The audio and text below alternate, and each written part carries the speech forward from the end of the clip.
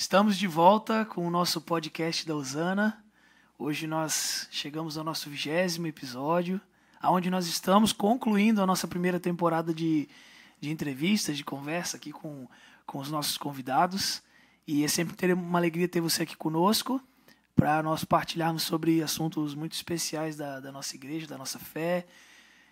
Já tivemos outros assuntos também da comunidade, da sociedade, então é sempre bom partilhar. Os retornos têm sido muito positivos para nós também. Nós queremos já desde agora lembrar você a compartilhar esse material com pessoas que desejam conhecer mais sobre o nosso trabalho aqui na Usana Web TV. Não esqueça de curtir as publicações, divulgar para mais pessoas, se inscrever no canal se você ainda não é inscrito, né? Se o botão inscrever, se está ativo ali, é hora de se inscrever no nosso canal, tá certo? Hoje nós vamos falar sobre uma das coisas a coisa mais importante da nossa fé, que é a Santa Missa, com o Rafael Mosman, que é cerimoniário e vai estar conosco nessa noite. Rafael, seja bem-vindo. Muito obrigado pelo convite, né, pela oportunidade de estar aqui conversando, né, e de poder partilhar um pouco do conhecimento, né, o pouco conhecimento que tem, né, se ficar só em mim, né, se eu não puder compartilhar com ninguém, de nada vale, né? É verdade. Então é uma grande alegria, ter essa oportunidade de poder estar aqui, conversando contigo, para todos os que nos veem, nos ouvem, né? E, muito feliz de estar aqui hoje. Que bom, cara. Tu é daqui de Itajaí? Sim, nascido e criado. Nascido e criado. Eu nasci aqui em Itajaí mesmo, né? Nasci em 1999, dia 19 de junho. Tá novo. Tenho 25 anos só. Tá ótimo, né, Malo? Nós estamos ficando velhos. A meus 25. Pois é. A barba engana, né? Muita gente fala isso. Mas sim, tem só 25 anos. Então é bom que depois ele vai ficando mais velho, aí tira a barba, volta, não, exatamente. Volta a idade. O ditado de que a barba é a maquiagem do homem é justamente para este fim. Ah, tá. Entende? Beleza. Então, com o tempo, conforme a gente vai envelhecendo, a gente vai diminuindo gradativamente, né, a barba, entendeu? Vai diminuindo. Ô, Rafael, diz uma coisa, a gente vai falar um pouco mais sobre a Santa Missa, sobre essa tua função de ser cerimoniário, né? Tu é de origem de qual paróquia aqui de Itajaí, basicamente, assim? Ou tem um combo? Não, eu de origem, né, originário, né, eu fui batizado, né, digamos assim, na matriz da paróquia São Vicente de Paulo. Aqui no São Vicente. Né, aqui no São Vicente, pelo diácono Guilherme. Mas muito novo, né, minha mãe se mudou para outro bairro, se mudou para o bairro Fazenda, né, então, propriamente da paróquia São Vicente eu não tenho lembranças, né, uma vez que eu fui lá para a Fazenda muito novo. Então, toda a minha vivência, minha caminhada de fé, catequese de primeira Eucaristia, crisma, né, a própria vivência em comunidade paroquial, se decorreu toda na paróquia da Fazenda, né, até ali por meados dos meus 18 anos. Depois que eu fiz 18 anos, eu comecei a frequentar outras paróquias, criei amizades em outras paróquias, né, e hoje eu atuo muito mais na Capela da Imaculada, né, na Capelinha, né, com o coral, e também no Carmelo Santa Teresa, né, que está dentro da paróquia da Fazenda, né, mas participo menos ativamente, digamos assim, exercendo funções, por assim dizer, né. Tu faz o que lá no coral? No coral eu canto junto com o Coral Gregoriano Mater Dei, né, atualmente a gente tem aí cerca de 8 vozes, mais um organista, né, e a gente sempre o primeiro e terceiro domingo do mês a gente canta a missa na Capela da Imaculada. Às 8 da manhã. Às 8 da manhã. Com o nosso querido Padre Éder, que tão logo deve vir aqui falar conosco, né? Que a gente está querendo muito conversar com ele, estamos esperando ele. Cara, e aí, então... Mas assim, eu quero acreditar que o desejo de ser cerimoniário nasce de um coroinha. Sim. Tu era coroinha lá na fazenda daí? Sim. Eu, no dia da minha primeira comunhão, eu fiz todo o processo de primeira comunhão normal, né?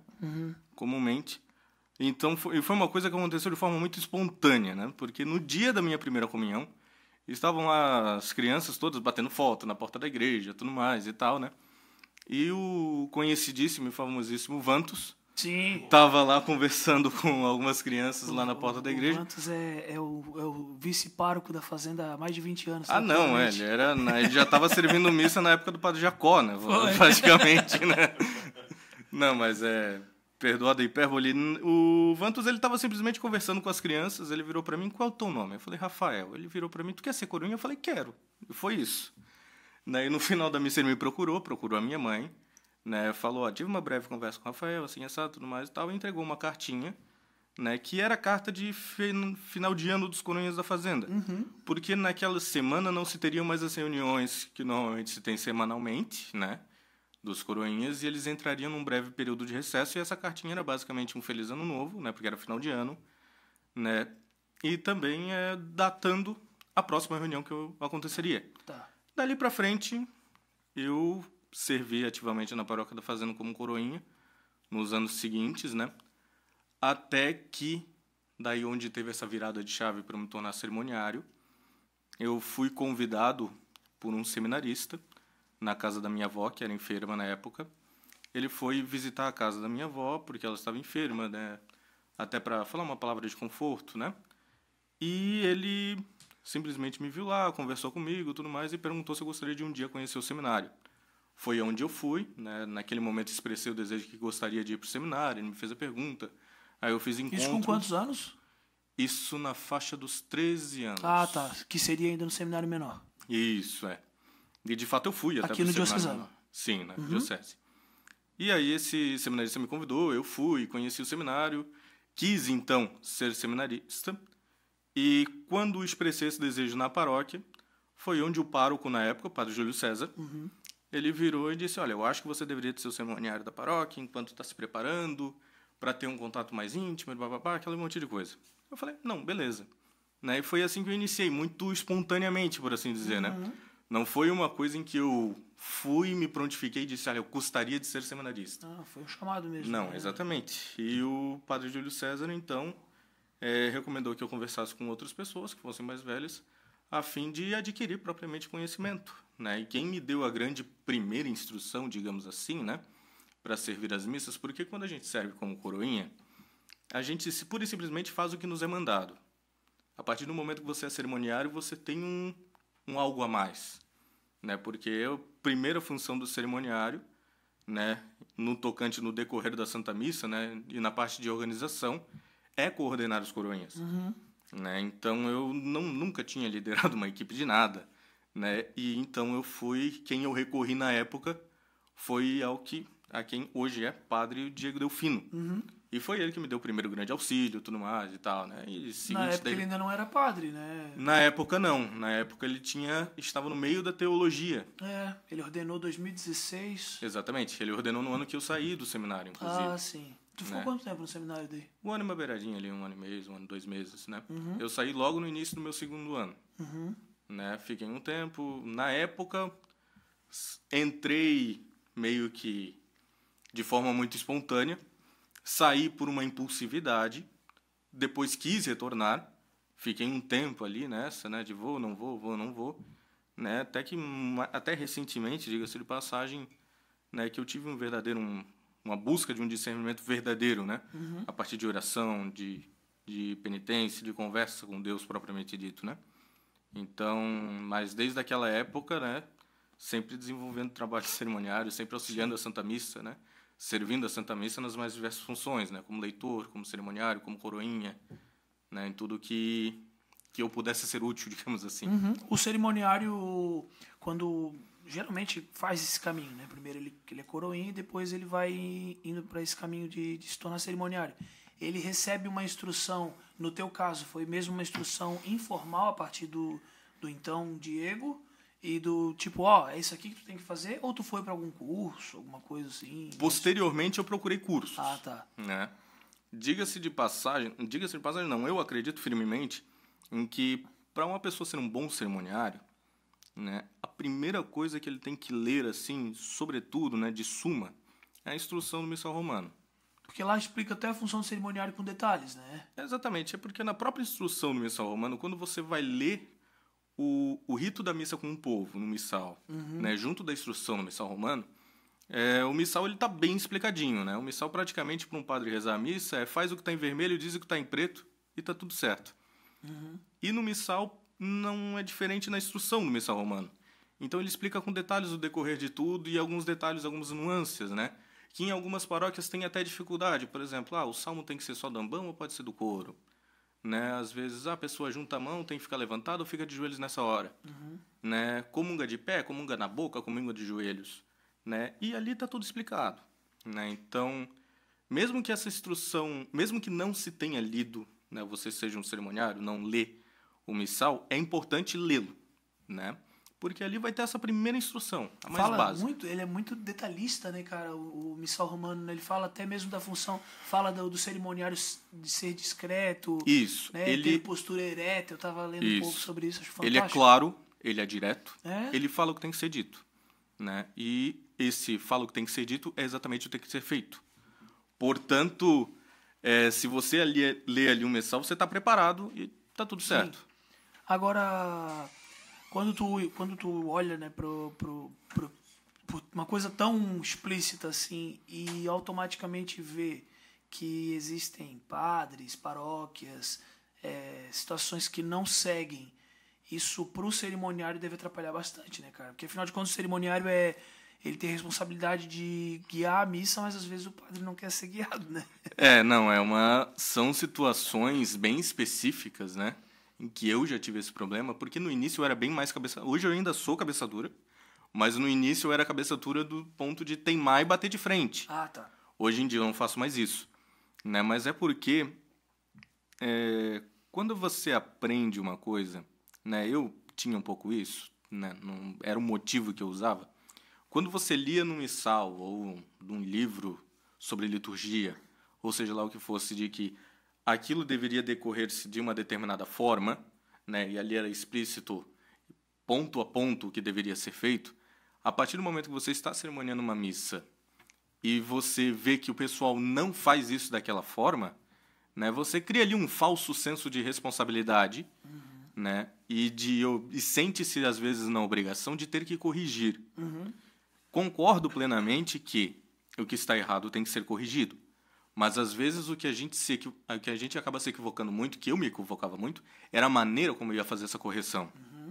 Né? Porque, diga-se de passagem, teve uma ocasião numa paróquia que eu fui até meio que convidado a ser cerimoniário numa determinada missa para um padre, né, que era aniversário de casamento de uma parenta dele. Eu fui para lá e eles... Teve algum momento que eles queriam fazer uma entrada, um momento, uma homenagem, né? Era uma coisa assim da comunidade, propriamente dito. E não era nada absurdo, nada escandaloso. Eu tinha 17, 18 anos na época, bati de frente e disse que não pode ser assim, porque isso, porque aquilo, e missal na mão, e lendo o texto, e citando o parágrafo. Né? E eles disseram, olha, mas a gente sempre fez aqui dessa forma. A gente sempre fez assim. A gente sempre fez assim, sempre foi assim. Essa frase aí não dá. Essa frase dói o coração de uma forma tão grande, tão profunda, né? Mas e na época, né, se eu tivesse a cabeça que eu tenho hoje na época, eu não teria respondido dessa forma. Mas na época eu olhei nos fundos dos olhos daquela senhorinha de 60 e poucos anos e falei, a senhora fez a vida toda assim, mas fez a vida toda errado, entendeu? Não é assim que a banda toca. Sim. Né? E a gente... Bom, na época eu achei que estava com toda a razão no mundo, né? É que devagarzinho a maturidade vai vir. Exatamente. Né? Vai tendo mais jogo de cintura. Né? Hoje eu já tentaria de uma determinada... Às vezes contornar essa situação de uma determinada forma, não ser tão impositivo assim, né? Impor tanto dessa forma. Né? Mas com o passar do tempo, a gente aprende a entender, né, que às vezes aquilo tu tem esse conhecimento por conta de uma instrução que você teve, uma curiosidade que você teve de pesquisar, que aquelas pessoas simplesmente não tiveram acesso. Sim. Ou, né, na pior das hipóteses, né, que tiveram maus sacerdotes. Sim. Que instruíram de uma forma errada.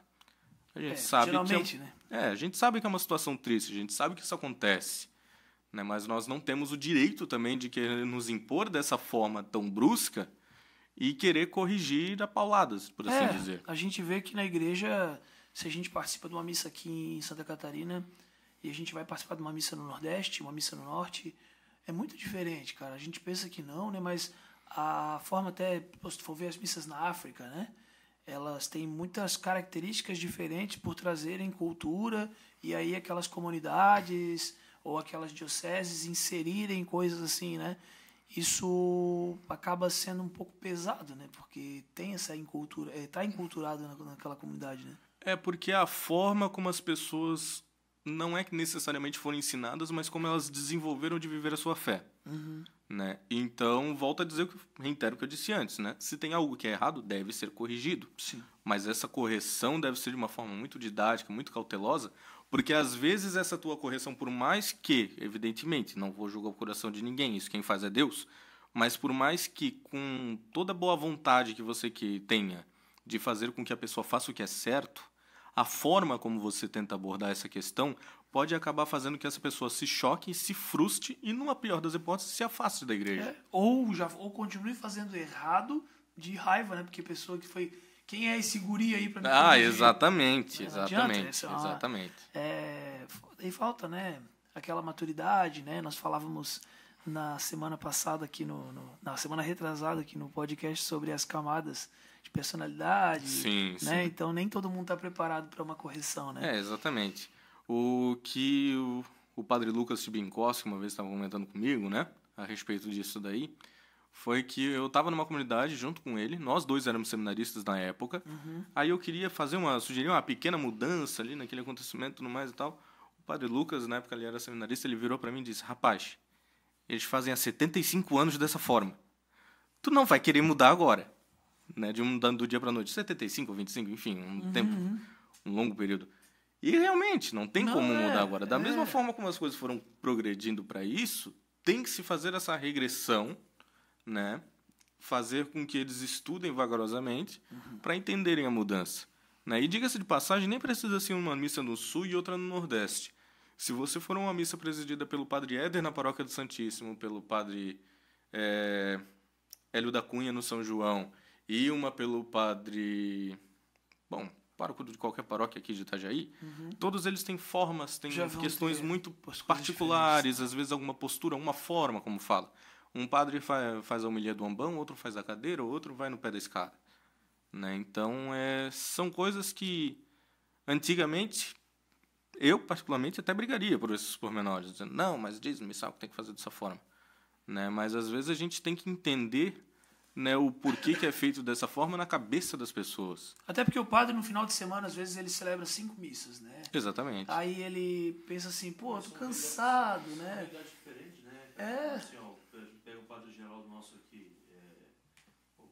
se duvidar, o cara abriu picada na mão, no facão, no meio do mato, para poder evangelizar. Aí, exatamente. O cara tem 50 anos de padre. Se o cara está sentado lá falando uma coisa lá, tem que entender, 70 e poucos anos de idade. Exatamente. Mais, né? Então, tem que entender isso aí também, né? A gente sabe que tem essas diferenças, de alguns por conta da vivência também, onde os caras tiveram, a realidade. Exatamente. O cara tem 50 anos de padre, tu tem 50 dias de coroinha, quem é tu na fila do pão, entendeu? Agora, quando acontece, né, aqui na diocese a gente tem alguns casos, né, que o cerimoniário é o padre. Então, muda muita... Ele tem ações muito diferentes da do leigo ou é mais ou menos parecido? Assim? Não, a palavra cerimoniário é uma função exercida por alguém. Esse alguém pode ser um leigo, pode ser um diácono, pode ser um padre. Tá. Né? As funções do cerimoniário dentro da missa são as mesmas. A única diferença é que o padre pode ou não usar uma estola. Né? Então, evidentemente, se a gente tem 2 cerimoniários numa missa, vamos supor uma ordenação, né? Uma ordenação precisa ter mais de um. Um cerimoniário não vai dar conta de tudo, porque o cerimoniário ele tem que expressar muito bem as funções de cada um dentro do rito. Em todos os casos, é necessário também que ele esteja presente ali para orientar no momento. E, então, quando a gente tem uma ordenação, uma missa muito importante, às vezes um casamento pode ser também, né? É importante a gente ter 2 cerimoniários, porque no caso de uma ordenação, normalmente, um vai ficar auxiliando diretamente ao bispo, o outro vai auxiliar as demais funções.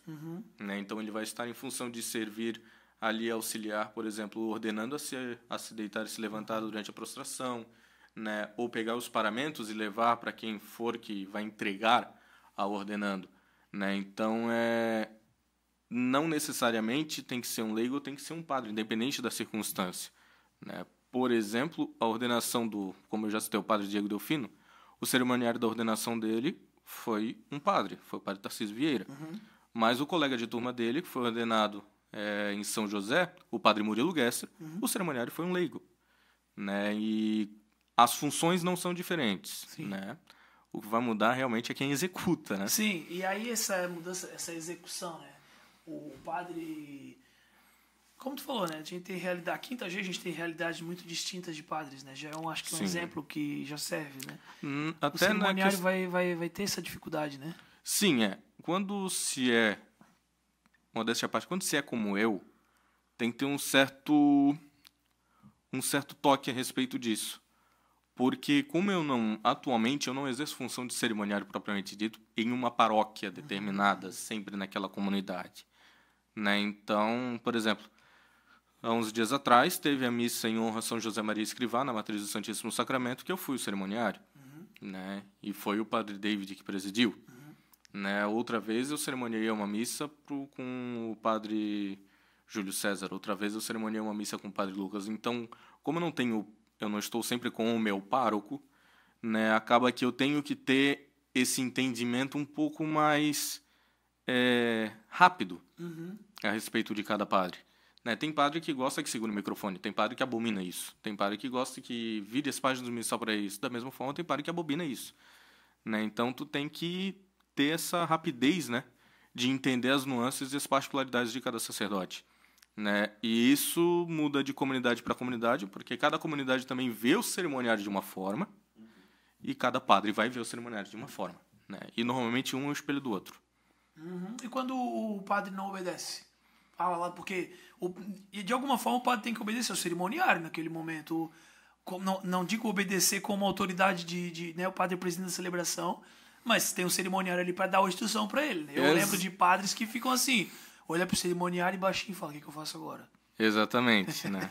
Isso é uma coisa que a gente tem muito como realidade no Carmelo, né? Porque no Carmelo não existe também um padre que esteja lá sempre vai ser esse padre. São bem diferentes um do outro. E são bem diferentes um do outro, né? A paróquia a comunidade que eu mais sirvo mesmo ao altar hoje em dia é o Carmelo, né? Que o Carmelo... a primeira missa que eu servi na missa foi no Carmelo, né? E até hoje eu sirvo no Carmelo, né? Hoje com menos frequência do que anos atrás, né? Mas sempre eu estou lá no Carmelo. Se eu não tenho nenhum compromisso de missa em lugar nenhum, eu vou à missa no Carmelo. Eu tenho um amor, uma paixão enorme por aquele lugar, do fundo do meu coração.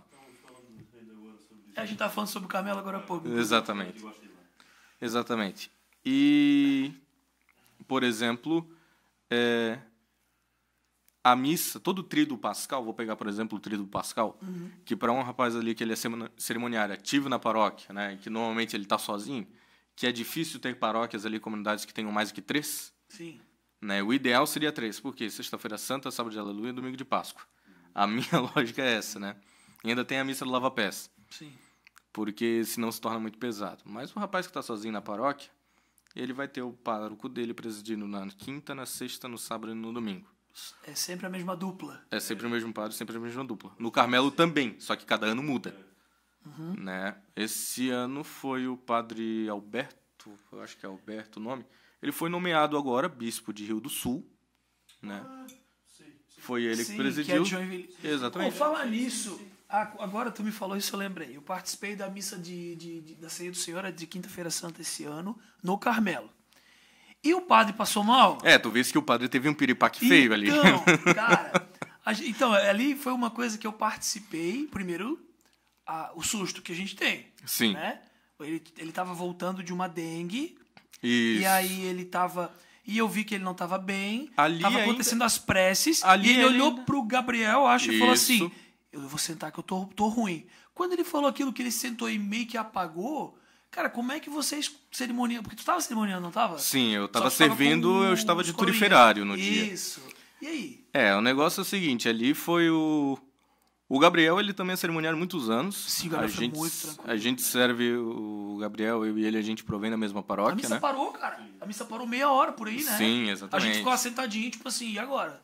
Não, exatamente. O primeiro que o Gabriel teve uma reação de ninja, Foi. de que já olhou para a comunidade e Deus é tão bom que tinham 2 médicos naquela missa. Verdade, um foi Né? Então, na hora, o Gabriel, assim, começou a abanar o padre ficou branco, o Gabriel ficou tanto aqui, quanto. Né? Ele tirou a casula na hora. Tirou tudo e foi pra sacristia. Né? E aí o Gabriel olhou para o banco, tinha o doutor Arthur e também tinha um outro médico que agora não vou me lembrar o nome. Inclusive, ele é pai de 2 dos nossos coroinhas lá do Carmelo. E os dois subiram lá no presbitério e disseram, Pegaram não, vamos ele, tirar né? ele, porque ali estava muito quente. E diga-se de passagem, ali não era o pior dia dele. O dia que ele estava mais mal foi no domingo de Ramos. No domingo de Ramos ele estava pior, só que no domingo de Ramos a gente fez tudo também de uma forma para exigir um mínimo dele. E foi esse padre que agora virou bispo? Sim, Ah, ele foi nomeado bispo. Ainda não foi sagrado bispo, mas verdade, ele foi nomeado. Ele foi nomeado do Rio do Sul. Então ele está no Monsenhor hoje, né? Ele é de Joinville, né? Da Diocese de Joinville, não? Eu acredito que sim. Acho que eu é. estou em dúvida a respeito disso. Aí, eu acho que é assim. E de fato, uma das funções de quando a gente é cerimoniário, a gente tem que entender que tudo imprevisto que pode acontecer ali no momento, o problema é teu, tu se vira. Né? Então pode ser desde uma coisa que não está no script, mas que é muito simples, de, por exemplo, o padre virou para o lado e pediu água. Até ter que tirar o padre do presbitério porque ele está passando mal. Então, cara, aquele dia eu fiquei pensando, e agora? Eu tenho que ir embora em outra missa, porque essa aqui não vai acabar. Eu pensei, aí a gente ficou o quê? Uns 20 minutos, né? Por aí. De 20 minutos a meia hora. O Gabriel voltou, pegou o microfone e disse, pessoal, o padre está se recuperando. Mas também foi a continha, né? Ele volta, consagra, e a comunhão começa, ele vaza. Exatamente. Eu lembro direitinho de ele já pegar, a gente olhar, todo mundo comungando. Aí, acho que eu não lembro se tinha um diácono, ou se foi a própria irmã que só fez a oração final. Eu sei que assim, cara, ele fez o mínimo, ele consagrou basicamente só, né? Sim, exatamente. É porque a missa em si, o ato mais importante da missa o que de fato é a consumação da missa é a consagração. Sim. Né? Então, terminado isso, devido à necessidade drástica do momento, né, foi feito da forma que pôde. Né? O mais importante, Ele né, termina a oração eucarística ele fez. ainda. Ele conclui a oração eucarística, conclui o rito eucarístico, né, chega na parte do Cordeiro de Deus, e aí ele teve que se retirar porque ele não aguentava mais. A gente tava lá, tipo, na fila da comunhão, daqui a pouco eu vejo o padre indo embora, daí eu falei, cara, que Exatamente. situação. Inclusive, ali depois, quando o padre foi embora, eu fui acompanhá-lo, junto do Gabriel, né, junto do outro médico que tinha ali. A gente levou ele até o apartamento, que tem um apartamento ali para hóspedes, né? Ah, tá. Separado do claustro, onde o padre estava. Ele se sentou um pouco, também não estava bem, daí peguei eu num braço, esse outro médico no outro, e seguramos ele, eu segurei num braço, ele segurou no outro, e a gente foi descendo as escadas do Carmelo bem devagar, colocamos dentro do carro do doutor e ele seguiu pro hospital da Unimed. Sim. Né?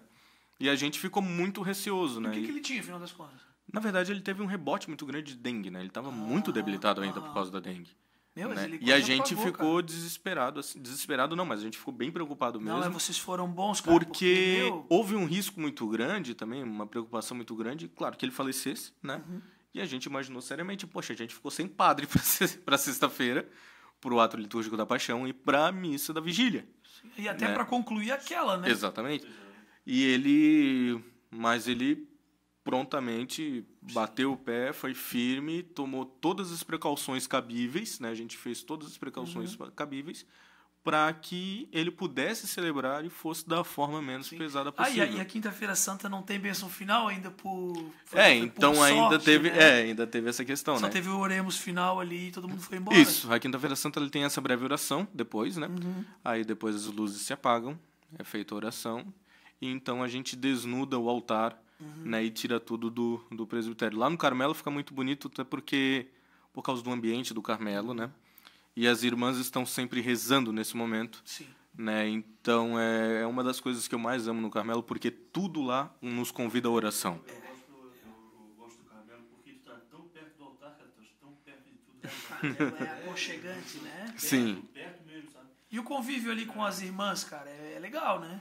Ah, sim, é ótimo, né? A gente tem uma relação, assim, vamos dizer assim, bem próxima, ao mesmo tempo distante. Claro. Né? Porque eu diria que no Carmelo a gente se sente muito próximo das irmãs, uma vez que nós nos sentimos muito próximos de Deus e elas estão muito próximas de Deus.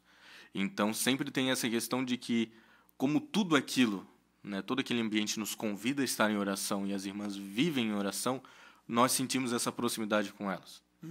Né? E essa proximidade provém da fé. Né? Então, é maravilhoso. Assim, o Carmelo é o lugar que tem tem essa exatamente. Como eu disse, cada comunidade tem a sua identidade, cada comunidade paroquial, essa é a identidade do Carmelo, né? Que provém de fato das irmãs viverem ali uma vida contemplativa. Sim. Né? E quando tu vai ver ali, tu vai reparar nos mínimos detalhes, né, tudo ali as irmãs fazem com o máximo de esmero, né, com o máximo de delicadeza, de amor. Porque, por exemplo, quando a gente olha na credência, né, antes da missa, o véu de âmbula, né, que é colocado por cima do âmbula para guardar ela no tabernáculo, né, no sacrário, quando se termina a oração eucarística, eles sempre, se tem 2, 3 véus de âmbulos, eles estão sempre à mesma altura, dobrados da mesma forma. Sempre tem um paninho ali pro... sei lá, pingou uma gota de água, tem um paninho ali para você limpar.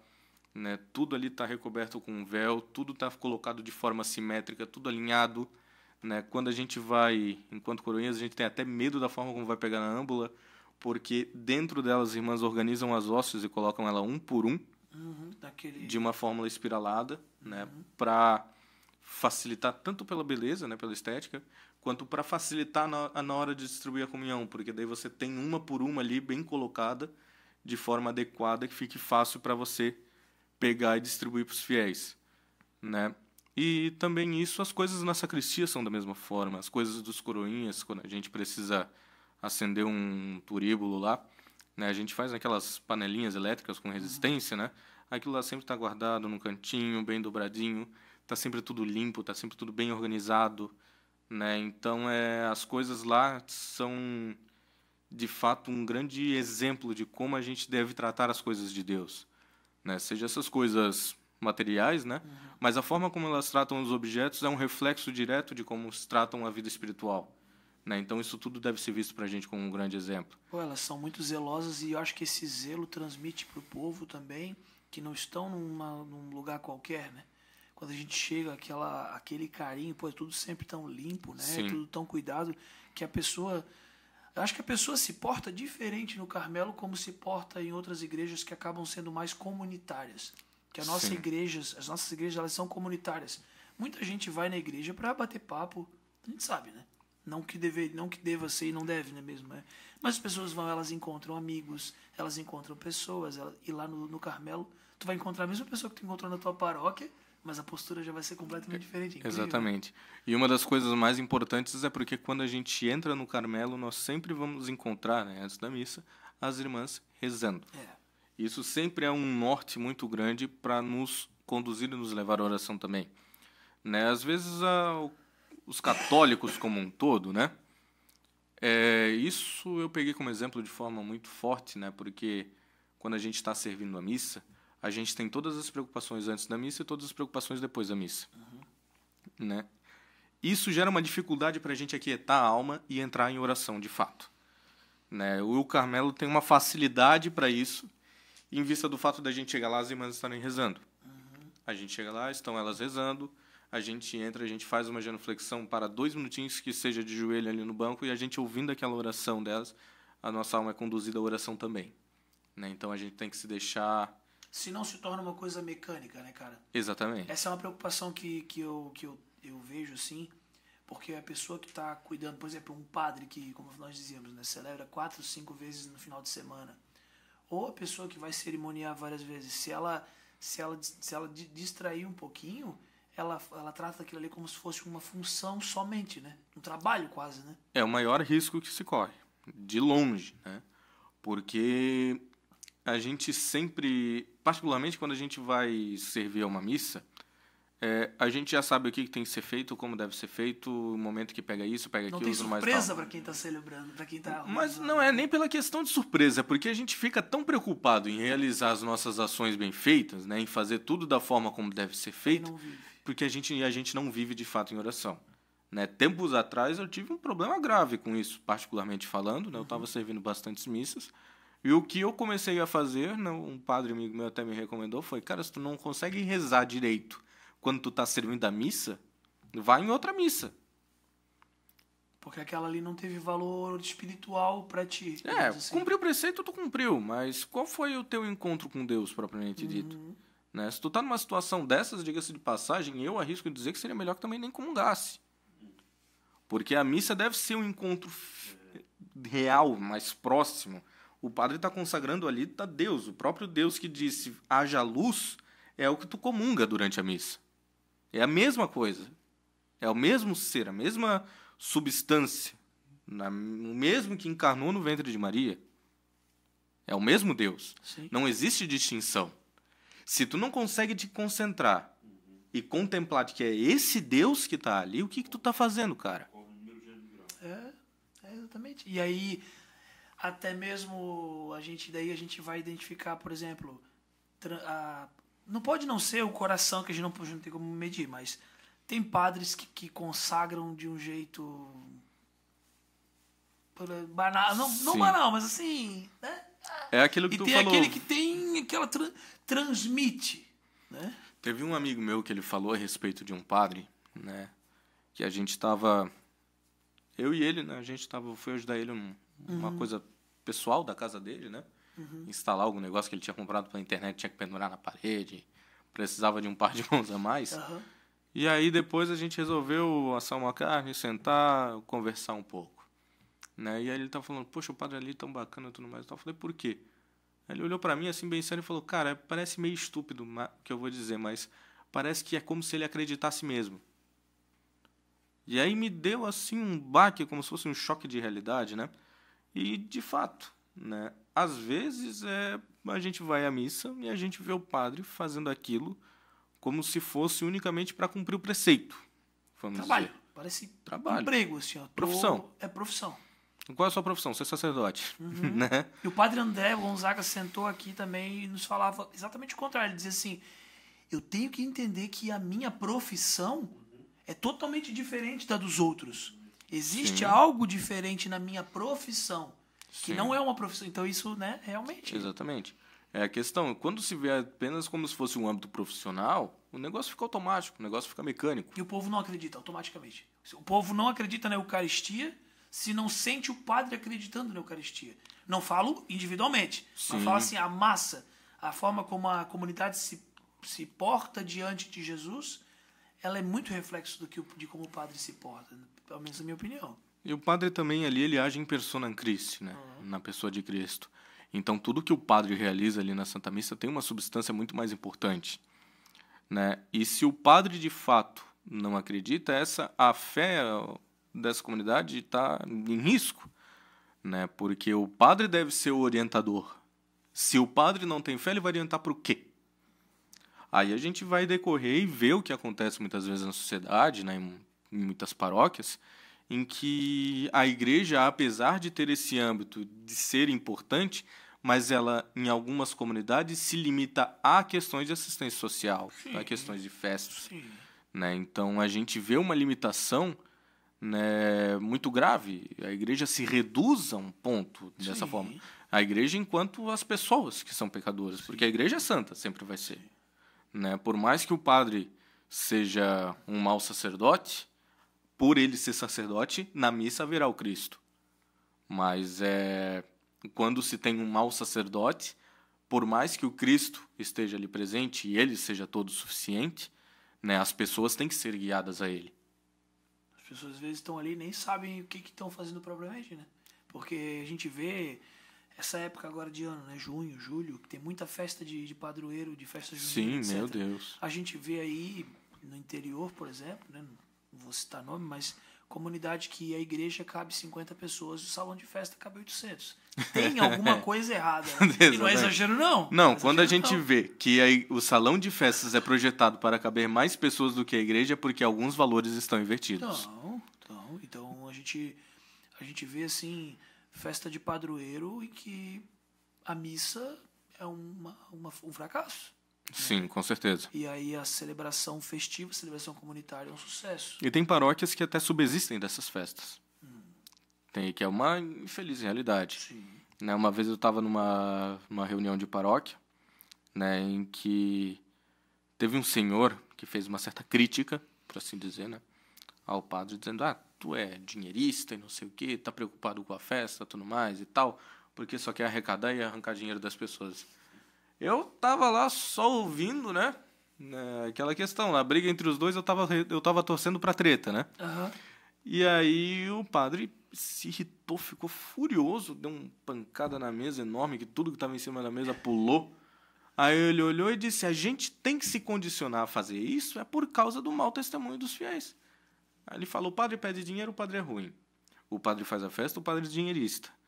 se ele vende alguma coisa na igreja, é uma profanação, né? Seja numa lojinha anexa à igreja, seja na secretaria, ou seja cobrando qualquer coisa para qualquer... Pedindo mesmo, Pedindo na missa, né? Sobretudo, né? Porque a caridade das pessoas, que é uma virtude das mais importantes, né? Virtude teologal, se eu não me engano. Se eu estiver falando besteira, enfim, mas eu acho que o nome Não, é assim, a virtude teologal. Eu acho que Fé, o nome é esperança, esse. caridade, é isso Exatamente. O que me falhou a palavra? Se as pessoas não vivem com caridade, não vão fazer o quê, né? Se o dízimo fosse bom... Se o dízimo fosse bom, a paróquia não faria isso, senão para uma questão social propriamente dita. O Padre Davi aqui... Mas tem paróquias que precisam disso para a conta fechar. Sim, o Padre Davi falava, ele dizia, eu peço as coisas para vocês, mas um dia eu vou embora, ele dizia. A benfeitoria vai ficar aí. E aí o povo botava a mão na consciência e falou, poxa, é verdade, porque o padre vai pegar as coisas, a mochilinha dele e vai embora, a benfeitoria vai ficar. E aí o povo começou a tomar esse... Mas especialmente o gesto do dízimo, né? Por ser um gesto cristão, por ser um gesto... E diga-se de passagem também, nem só com dinheiro, né? Não. Vamos dar um exemplo. Durante 7 anos, né? Eu trabalhei, né, com refrigeração. Né? Sou técnico refrigerista, né? Então eu prestava manutenção de ar-condicionado, né? Refrigerador, expositor, câmara fria, essas coisas, né? Eu, enquanto profissional, né, nunca foi me solicitado, mas também eu nunca ofereci, né? Não, é até vergonhoso falar, né? Mas uma forma que poderia se auxiliar a igreja seria prestar a minha mão de obra para atender uma necessidade da paróquia. Vamos supor, a igreja está com um problema numa instalação elétrica, o cara é eletricista, vai ali e tal. Ou vamos supor, você tem um pequeno comércio vende materiais de construção, né, e a igreja está fazendo uma obra porque vai puxar ali, aumentar um pouquinho, fazer uma sala de catequese. Ou o telhado da igreja está caindo. Ora, você não precisa doar todo o telhado da igreja, né, tendo material de construção. Mas você deve doar 20 peças, 15 peças, 50, né, já é de alguma coisa. Então, é isso que se quer dizer, de fato, né, atender as necessidades temporais da igreja, né, necessidade material. Seja com dinheiro, se for com dinheiro, beleza. Né, mas se você puder ter, com a sua mão de obra, às vezes, um produto... Colocar os seus dons. Exatamente. A gente tem que se colocar em serviço da igreja. Colocar em serviço da igreja é uma das formas mais importantes de demonstrar sua fé, porque, diga-se de passagem, a fé, a gente dá testemunho delas de forma mais eficaz através das nossas obras, sejam elas qual for. Sim. Né? Então, podem ser obras de misericórdia, né? Obras de caridade com as pessoas mais necessitadas, para com as almas, rezando pelas almas do purgatório, e para com a igreja, auxiliando ela em suas necessidades temporais. Com certeza. E, cara, daí beleza, tu estudou ali um tempão, coroinha, cerimoniária, aí do nada agora muda o missal, né? E tem essa mudança do missal que tem as suas características. Primeira coisa, assim, tu entende que essas alterações do missal foram positivas e até que ponto mexeu na vida do padre, na vida do cerimoniário? O que tu vê dessas mudanças assim? A missa é a mesma, o cerne da Santa Missa não muda, né? Houve uma mudança grande em questão de diagramação, por assim dizer. Mas não houve grandes mudanças que vão gerar confusões absurdas em nenhuma comunidade. Sim. Né? Então, uns textos, né? Alguns textos, alguma tradução um pouco mais... Mas parece que ficou melhor, né? Eu acredito que melhorou. Né? Eu não tive tanto contato ainda com o missal, eu não tive a oportunidade de sentar com ele durante um dia todo, ler e folhear ele, né? Comparar, pegar os dois, botar um do lado do outro. Eu particularmente gostei, né? Pelo que eu venho acompanhando nas missas e tudo mais. Gerou uma confusão, né? O pessoal ficou bem preocupado, tipo, meu Deus, né? Sim, pois é, meu Deus. Né? A gente teve a missa de Pio V, de Paulo VI, agora vai ser do Francisco, não, né? Não chegou a tanto. Né? Foi uma questão assim do Brasil que a CNBB decidiu fazer uma nova tradução. Né? Eu acho que ficou melhor, né? A diagramação dele ficou boa. Por exemplo, na oração eucarística 1, no cânon romano, né? No final dela, tinha... Sabe quando você vai imprimir um trabalho da faculdade ou qualquer coisa do gênero? E uma última folha, só tem uma frasezinha? No final da oração eucarística 1 também tinha isso. Sim. Né? Então, para essas questões, ficou bem melhor. Né? Ele foi montado com uma forma mais revisada. Eles pegaram o que estava mais estranho na segunda tradução, na segunda versão, né? Na versão anterior, e aprimoraram. É que no Brasil não é muito simples, né, cara? Tem essa montoeira de resposta eucarística, por exemplo, que nos outros países não existe, né? Exato, Não sei se é uma forma de talvez manter o povo mais ativo na missa, porque... Eu não vou questionar esse tipo de coisa, porque eu sou leigo, né? Se eu fosse um bispo e estivesse lá, eu podia bater a mão na mesa e dizer, isso, aquilo, né? Mas eu tenho uma opinião meio não tão particular, porque eu vi isso de um padre, e depois ouvi um bispo falando a mesma coisa, depois outro padre falando a mesma coisa, né? Que é de fato de que essas mudanças, às vezes elas são feitas, né? E acredito firmemente do fundo do coração que foi implementado isso, com a função de fazer o povo participar de uma forma mais ativa da Santa Missa. Eu quero acreditar que sim. Não existe lógica de ser outra coisa a não ser isso, né? Mas eu digo que não tem tanto sentido, porque imagina o seguinte, a Santa Missa é o padre com Deus, né? Aí o padre está lá rezando, fazendo a consagração, é como se estivesse o Padre e Deus sentado frente a frente numa mesa. Aí nós pedimos, Senhor, que abençoe as nossas oferendas, tal. Aí ele fala isso para Deus. Deus escuta a oração dele. E de repente pula um cara de trás do padre e diz, abençoai, Senhor, a nossa oferta. Não, é exatamente isso que eu penso. Então não é uma coisa assim que não faz tanto quando sentido. Quando não canta, né? Exatamente. Quando não canta. Não, e quando canta, aí é pior ainda. Porque tem aquela pausa dramática. Aí vem aquele blém do violão. Né? E aí depois, abençoai, Senhor, a nossa oferta. Repete. E quando repete, aí a gente ouve aquilo com toda a paz do coração, aí dá uma pausazinha de mais 2 segundos e repete de novo. Não precisa. Né? E, bom, a questão... E também tem um ponto de que a participação do povo, para o povo estar participando da missa, não necessariamente tem que falar alguma coisa. Né? A gente está falando ali de uma participação que pode ser muito melhor aproveitada se o povo estiver em silêncio, ouvindo e rezando. Que é o que o povo fazia quando a missa era em latim. Exatamente. O povo não entendia nada e rezava. Exatamente. E também seguia o sininho. Pronto. O sininho está ali para quê? Para orientar o povo também. Então, quando o povo está ali, eu penso dessa forma, né? Agora já é o Rafael falando. Quando o povo está ali, o povo tem que se ajoelhar, ouvir, absorver aquilo que está ouvindo, meditar o que está acontecendo ali e rezar, ter o seu momento pessoal com Deus, que ali é o melhor momento que se tem para se fazer uma adoração, né? Aquele momento é onde ela vai se interiorizar, se aproximar de Deus, meditar de uma forma eficaz, né? Para preparar o coração e o espírito, né? Para receber fisicamente a Deus, né? De Cristo na Eucaristia. Agora o cidadão tem que ficar pensando em que vai responder e decorando resposta quando não está o meu dito data show também. E quando não responde piscando. errado. E quando não responde errado. Agora, e as próprias... Assim, eu penso... eu sempre uso esse termo, eu sei que ele não é um termo litúrgico, mas ele é um termo que acho que cabe. O clima da missa, ele é quebrado. Exatamente. Em diversos momentos, né? Quando a gente sabe que no Brasil isso é muito forte, né? O ato penitencial, às vezes, animado. A gente tem que entender e ter em mente sempre, né? Isso no coral a gente se preocupa muito, né? Serve de conselho para todos os grupos de canto. Tem que entender que a Santa Missa, ela é uma oração única do começo ao fim. Ela começa no sinal da cruz e termina com "Ide de paz, o Senhor vos acompanhe". E é recomendado, fortemente recomendado, que você fique e permaneça de pé acompanhando o último canto. E quando terminar o último canto, se ajoelhe e faça a sua oração de ação de graças. Né? E até ali está durando a Santa Missa.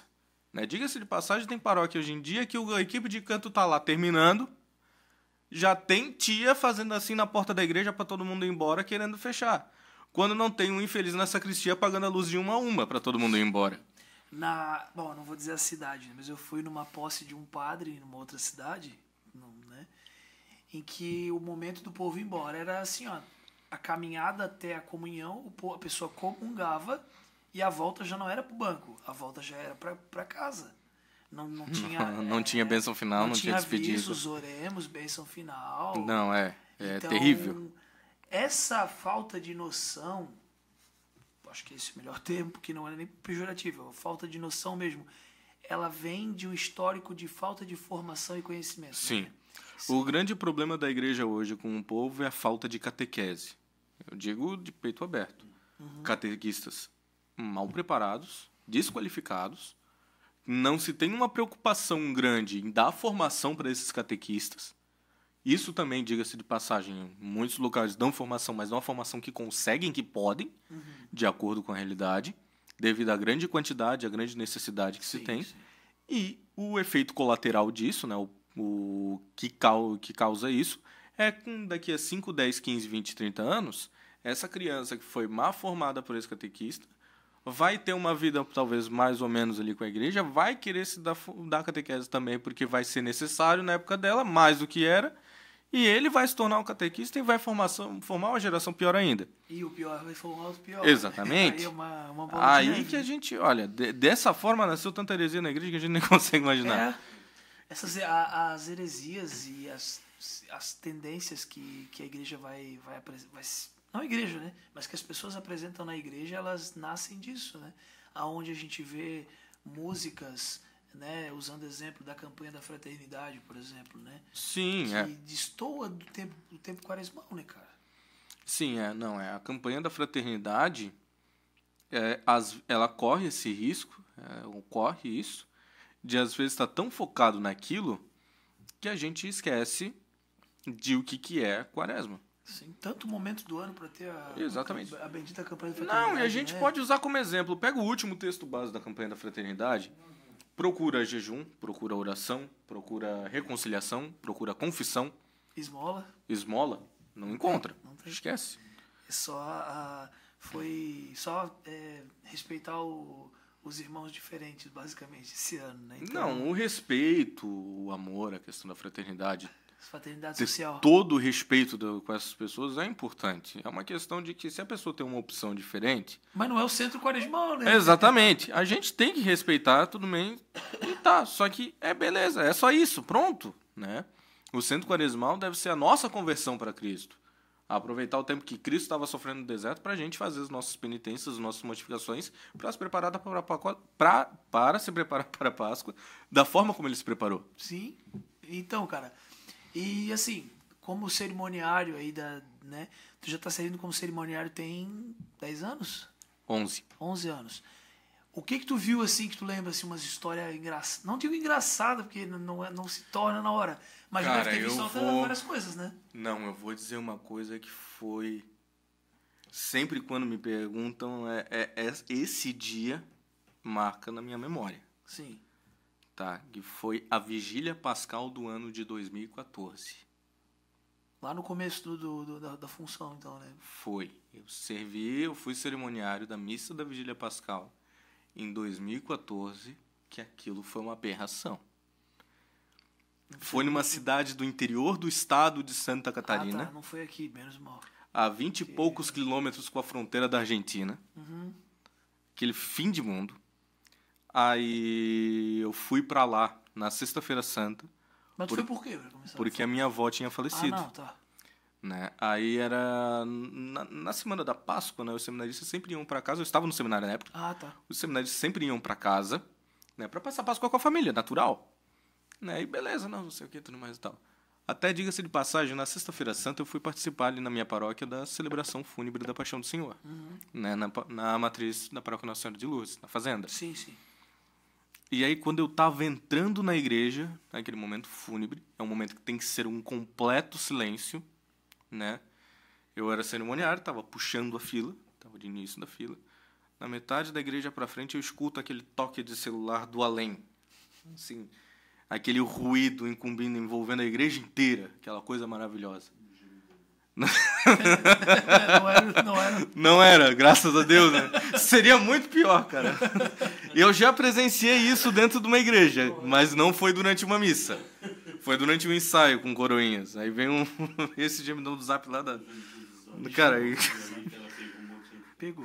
Uma vez por semana alguém cai disso dentro da minha empresa, cara. Mas enfim, Aí deu um... veio um toque de telefone do além, aí eu fiquei assim entrando. Eu tento manter sempre uma postura, né? Porque vem parte daquela questão da descrição, a gente não pode chamar atenção, procuro não chamar atenção, né? Às vezes é inevitável. Mãos postas, entrando, aí vem aquele toque do telefone e eu, sereno, sem expressar nenhuma reação, pensando quem foi o miserável que não desligou o telefone. No fim da celebração, descobri que era minha mãe.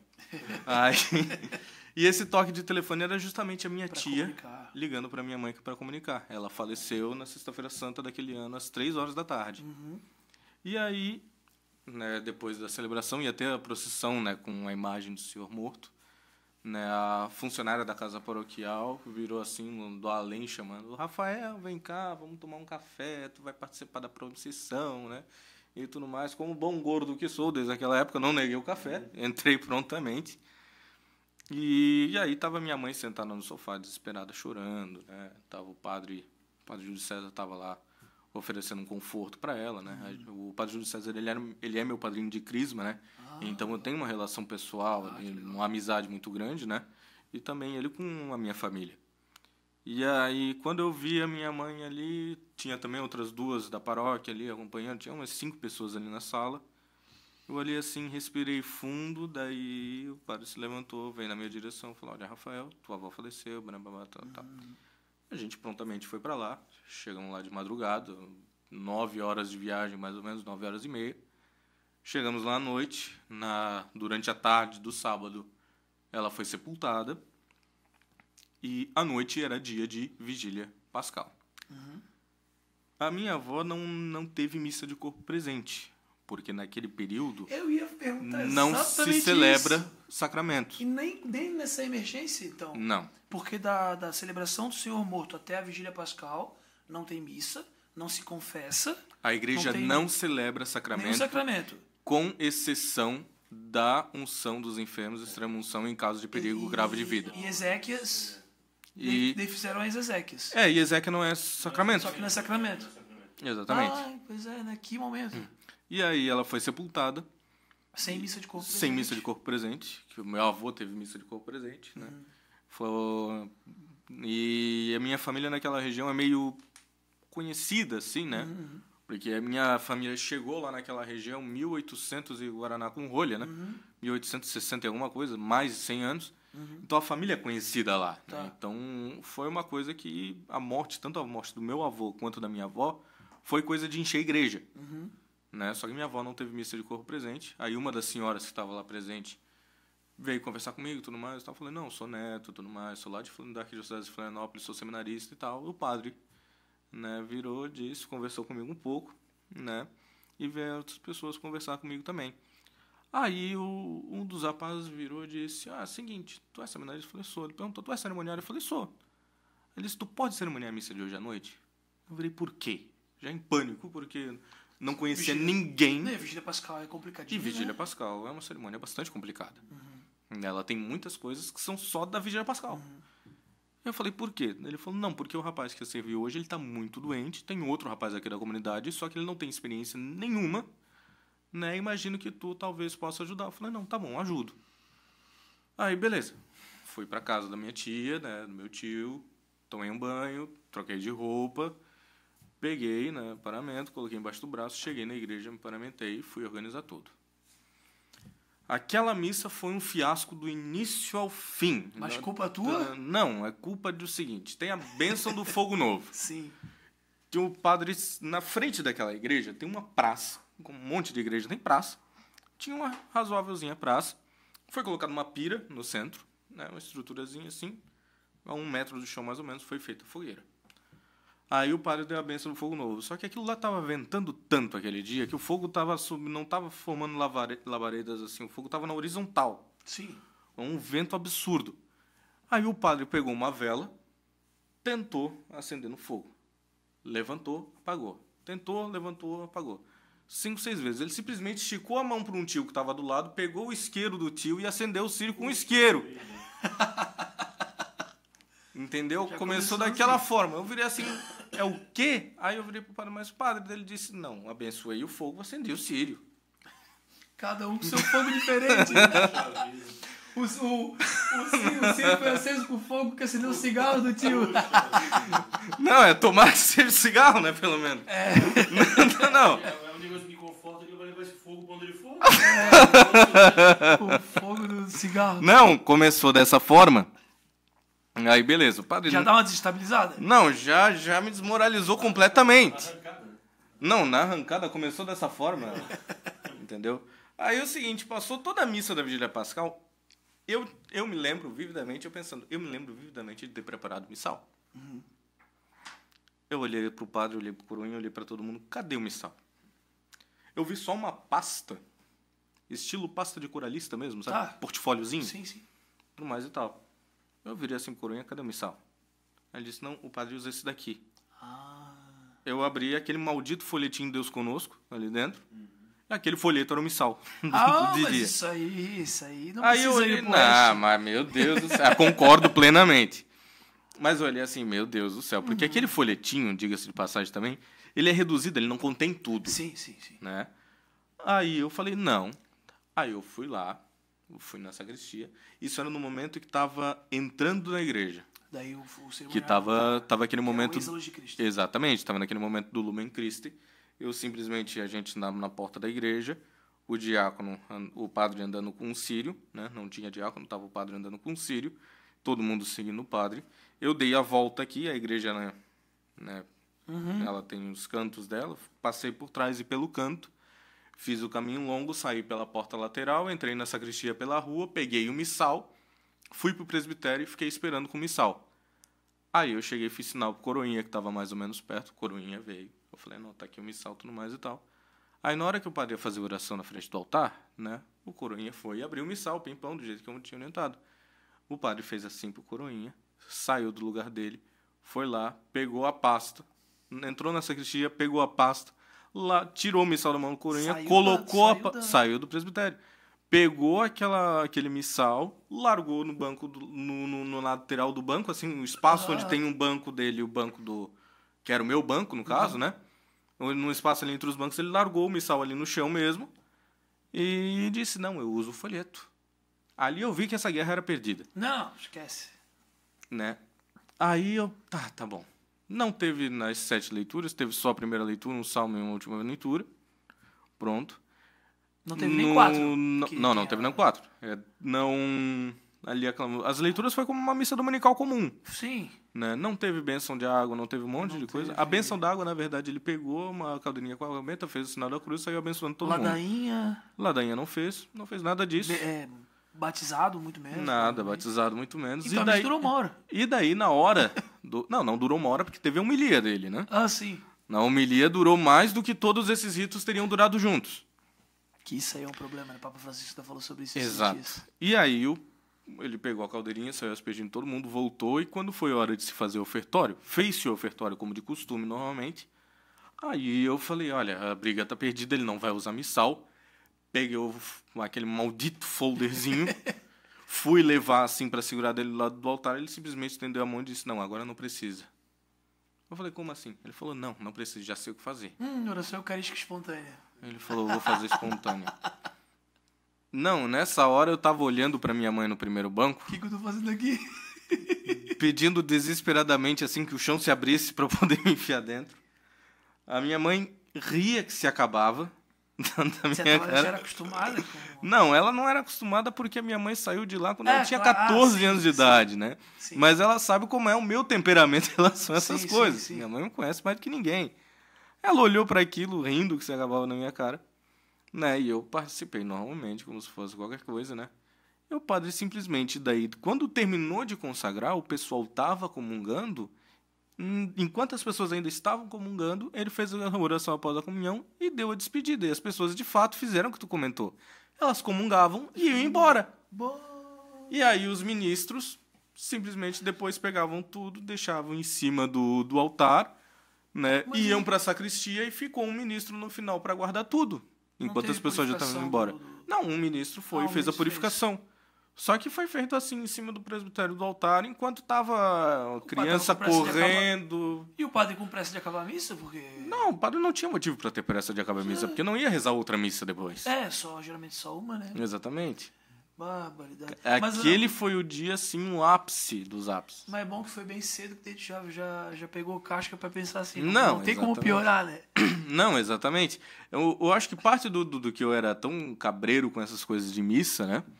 Provei um pouco desse dia que eu pensava, poxa, daqui a pouco esse lugar tá igual tava lá no Oeste. Né? E tem, né, cara? E tem muitos lugares, assim, e tem né? lugares. Hoje, assim, tu considera, assim, vendo, né, que a liturgia, ela tá sendo... Existe zelo na preparação da Santa Missa, cara, como um todo, tu acha? A exceção ou a maioria tu acha que tá zelando, vendo, assim? Porque, né, falando por mim, assim, eu vejo, às vezes, tudo tão mecânico, sabe? Eu sou otimista. Né? Então, enquanto otimista, eu digo que as pessoas que não se preocupam e não dão importância são uma grande e insignificante minoria. Tem as pessoas que vivem isso com zelo e caridade e com amor, né? E são tão numerosos quanto os que não dão importância, que são uma minoria muito grande também. A grande maioria, a grande parte, fazem as coisas da forma como aprenderam e fazem da forma que acham certo. Dessa maioria sem maldade, né? Exatamente. Só seguindo o barco, né? Eles pegaram o bonde andando daquela forma e deixam o bonde andando porque na cabeça deles assim tá bom. Sempre foi assim. Sempre foi assim. E os seminaristas e novos padres, eles estão vindo numa safra mais zelosa, tu acredita? Ou depende muito, ou a maioria? Porque eu vejo assim, né, tenho visto um zelo assim maior de vários padres, né? Não apontando esse ou aquele, mas eu vejo que os padres hoje que têm 30, 40, 50 anos de sacerdócio, uma boa maioria, passou por um período muito complicado da igreja com as questões da teologia da libertação. Sim. Então, essa questão da teologia da libertação, que eu não me eximo aqui de apontar minha contrariedade. Então, parece-me que ficou enraizado ainda e talvez os mais novos não peguem. É que a teologia da libertação ela foi uma coisa tão drástica, né? Que ela não é propriamente só uma heresia, ela é todo um modo de pensar. Sim. Que tem muito a ver lá com o Oeste, né? Exatamente. Então, aquele povo, né, eles tiram parte dessa questão da sacralidade da igreja, não veem a igreja da forma como ela realmente é, né?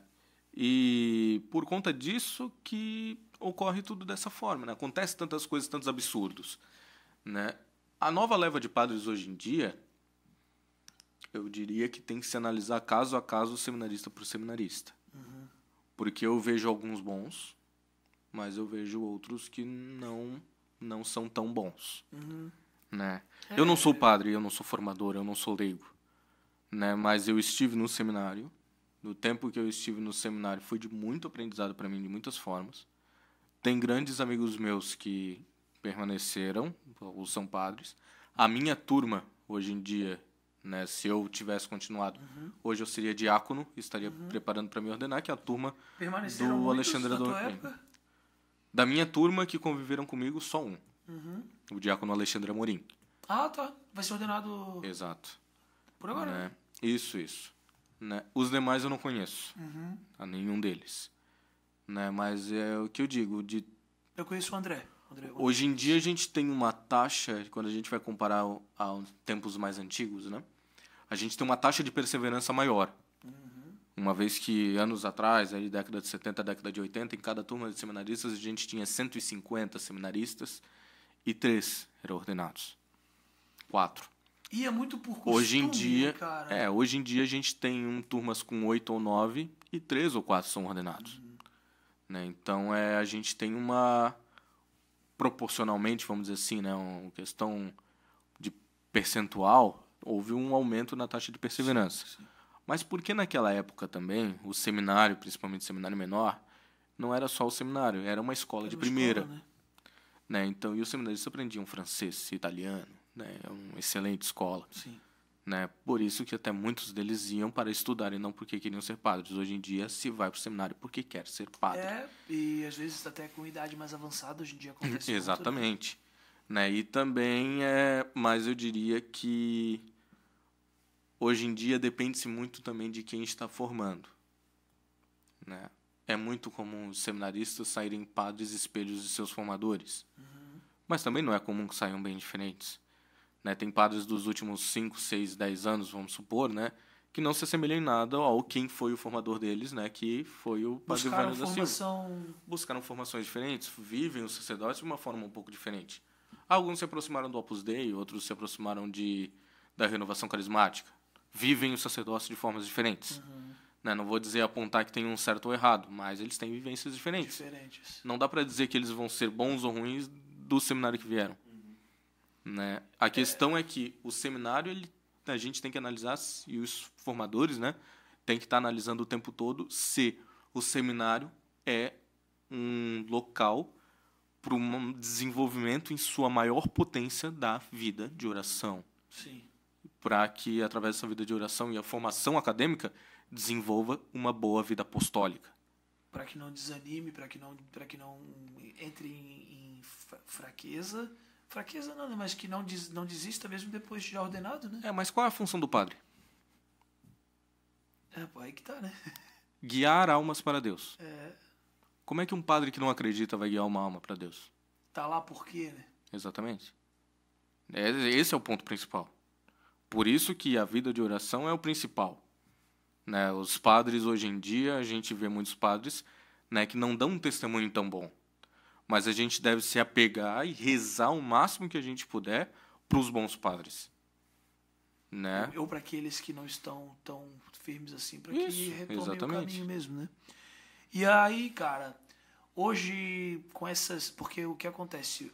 O conhecimento sobre liturgia não era tão próprio do povo antigamente. O povo não tinha acesso a estudar o missal romano, como se eu pegar meu celular agora aqui e eu baixo o missal romano nele agora, né? Exatamente. Então, hoje o povo, os leigos têm como até, como tu falava, discutir com o padre, mesmo que né, não é o mais adequado. Não é o mais adequado, mas ele tem esse acesso, sim, né?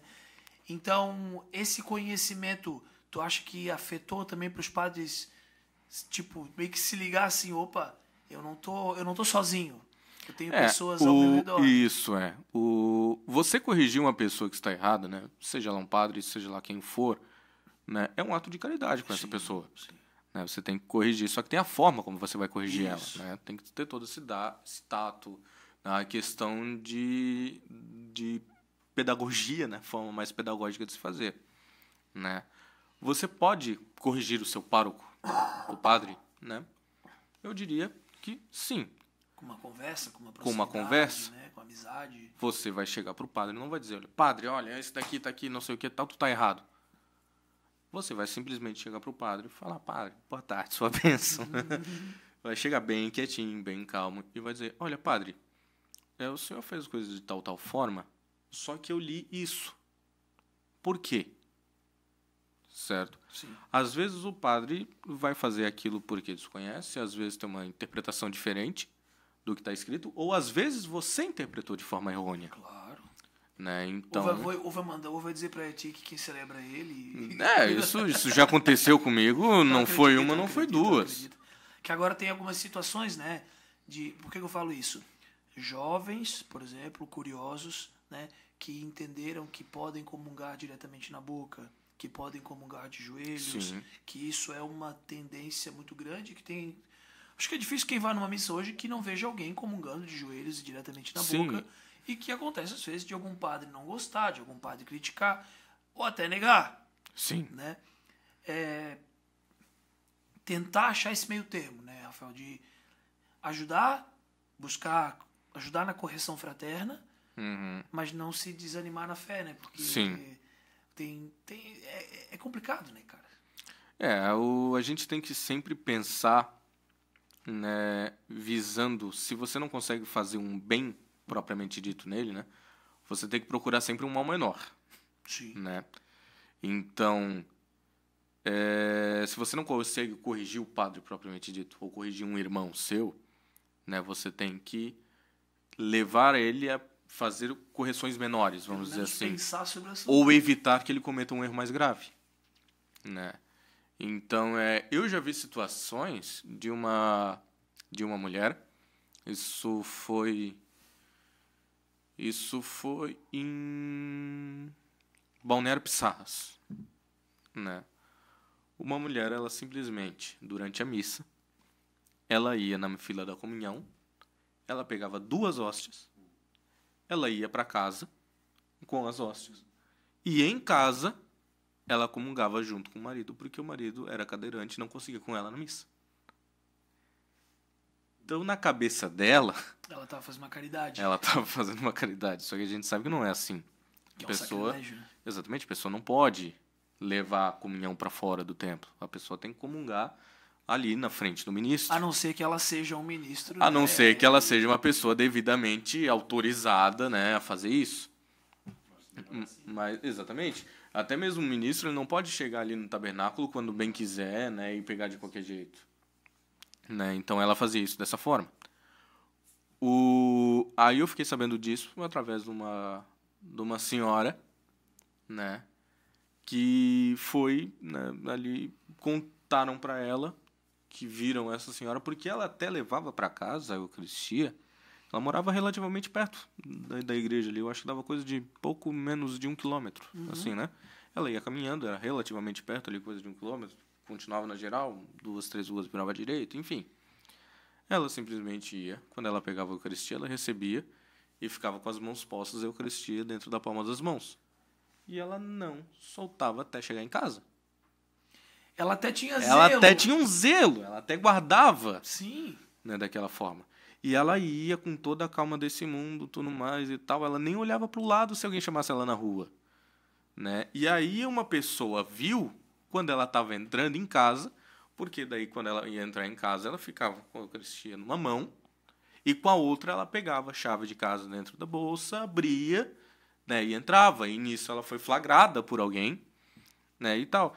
E no dia que eu fiquei sabendo disso, era o dia da crisma da minha prima.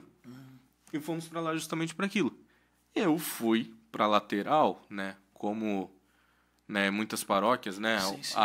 O centro fica o salão fica muito próximo ali da igreja, né?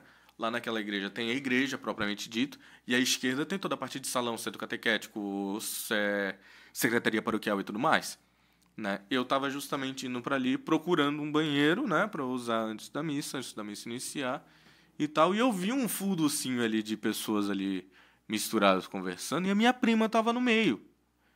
Eu virei para ela e falei: minha filha, o que está acontecendo aqui e tudo mais e tal. Aí ela virou para mim assim: primo, ai, que descobriram que não sei o que, a senhora assim, assado, tudo mais e tal. Aí tava conversando ali, acho que tinha umas 10 pessoas quase nisso. Aí eu virei assim: tá, e o que o padre fez? Né, dela: não, padre, não sabe ainda. A gente acabou de descobrir, por assim dizer. Porque a pessoa que tinha visto estava chegando ali e espalhando a boa nova, né? Anunciar o evangelho não anuncia, mas fazer fofoca faz. E aí eu virei para um lado para o outro e falei: ah, é? Eu falei: ela disse: é, que não sei o que. Mas eu falei: por que não falaram pro padre ainda? Eu falei: ah, não sei o que tá. Daí foram falar pro padre, né? Dias depois eu fiquei sabendo que de fato, né, o padre foi lá. Só que o padre meio que assustou essa senhora, dizendo: ah, tu não pode fazer isso, que não sei o que, não sei o que, não sei o que, não sei o que, não sei o que. E pelo padre não ter falado da forma mais adequada, né, não foi nem um padre, perdão, foi um diácono. Pelo diácono não ter falado de forma muito adequada, ocorreu que essa pessoa ficou assustada. E aí ela foi falar com uma amiga dela, muito amiga, que era ministra. E essa ministra, escondida, quando ia pegar a comunhão para dar para um doente alguma coisa, pegava mais e entregava para ela. Aí eu fiquei pensando: mas por que carga d'água? Se essa mulher já vai distribuir comunhão para doente, não vai dar comunhão para o marido dessa mulher. É, até mesmo assim, né? Bom, depois foi resolvido, porque foi contado pro padre e tudo mais e tal, né? Tudo falta de instrução. Mas, exatamente. A mulher tinha zelo, ela tinha preocupação, parecia ter até boa vontade. Exato. Né? Exato. Mas não era instruída. A questão é sempre a mesma: falta de catequese, a pessoa não tem instrução. Sim. É esse o ponto que é o bom de hoje em dia. Hoje em dia a internet é maravilhosa. Ao mesmo tempo, ela pode ser terrível, né? É uma ferramenta, qualquer ferramenta pode ser muito construtiva, algo muito bom, ou pode ser atualmente destrutivo. Né? Por exemplo, uma pessoa que usa a internet de forma boa, o cara vai procurar curso, o cara vai procurar informação, o cara vai procurar ler, o cara vai procurar estudar. Né? Eu faço minha faculdade só na internet. Né? Eu tenho um curso lá na universidade e tal. Ou pode ser usado para coisa péssima, fofoca, pornografia, Claro. né? Um monte de coisa escabrosa, terrível. Né? Então, hoje em dia, a vantagem da internet é justamente esses lados bons. O leigo teve acesso. Né? Então, tudo foi disponibilizado, está disponibilizado de forma muito fácil. Eu posso ir lá, como tu falou, baixar o Missal Romano, baixar um outro livro que eu acho muito legal para quem é cerimoniário e está querendo aprender mais, é o Cerimonial dos Bispos, que explica também tudo de forma maravilhosa. Tem alguns canais no YouTube, os próprios Arautos do Evangelho, do Centro Dom Bosco, né? O próprio Michel Plagiossi também tem cursos na internet sobre liturgia maravilhosos. Falei com ele também, ele falou que veio ano passado pra cá, disse que quando vier pra cá de novo vai nos visitar. Sim, exatamente. Michel é legal, muito gente boa. Não, sim, eu também acompanhei quando ele foi fazer palestra lá no Paróquia do Santíssimo Sacramento. Sim.